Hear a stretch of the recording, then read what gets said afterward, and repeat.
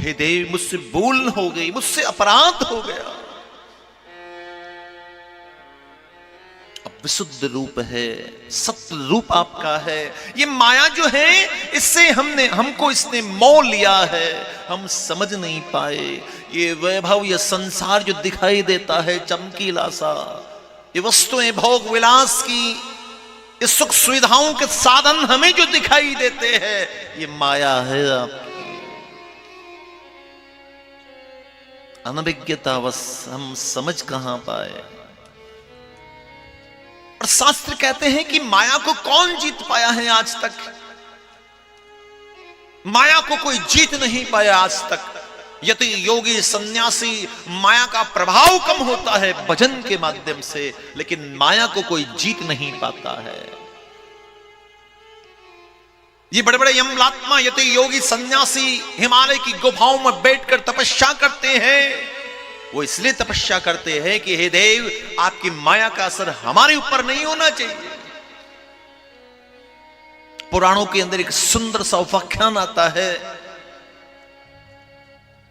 एक यति, एक साधु राजा जनक के द्वार पर आते हैं, शास्त्र संवाद की कामना करते कि हे देव, मैंने माया पर विजय प्राप्त की है, आप मेरे साथ शास्त्र संवाद करिए, माया के ऊपर चर्चा करिए। राजा जनक ने कहा कि अभी हमारे पास समय नहीं है, अभी हम सरोवर में स्नान करने जा रहे हैं, आप चाहो तो हमारे संग चल सकते हो। उस साधु ने अपना सामान राजा जनक के महल में व्यवस्थित रख दिया। राजा जनक के साथ स्नान करने के लिए नदी की तरफ निकल पड़े। राजा जनक स्नान कर रहे हैं सरोवर में, वो साधु स्नान कर रहे हैं। आधा स्नान हुआ राजा जनक का, सैनिक दौड़कर आए, कहने लगे महाराज गजब हो गया। बोले क्या हुआ? महल में आग लग गई, हजारों करोड़ों अरबों का नुकसान हो गया, धू धू करके महल जल रहा है। राजा जनक मुस्कुराने लगे। बगल में जो साधु स्नान कर रहे थे वो दौड़कर जाने लगे। तब राजा जनक ने हाथ पकड़ लिया कि हे देव, महल मेरा जल रहा है, अरबों करोड़ों का नुकसान मेरा हो रहा है, आप कहां जा रहे हैं? साधु ने कहा कि महल आपका है, करोड़ों का नुकसान आपका हो रहा है, लेकिन आते समय आपके महल के कोने में मैं मेरी लंगोट सुखा कर आया था, जाकर देखता हूं जल गई कि बच गई है। प्यार से बोलो राधे राधे।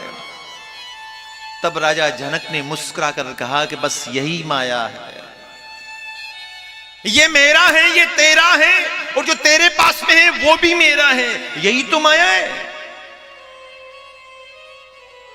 माया कोई बाहर की वस्तु थोड़ी है।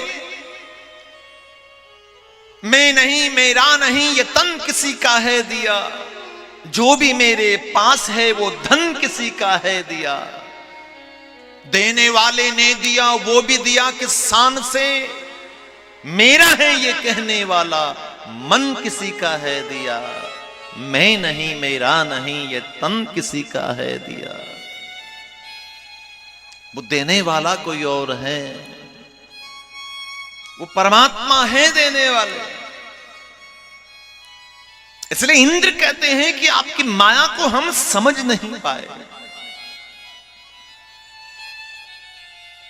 आपकी माया के ब्रह्म में हम खो गए।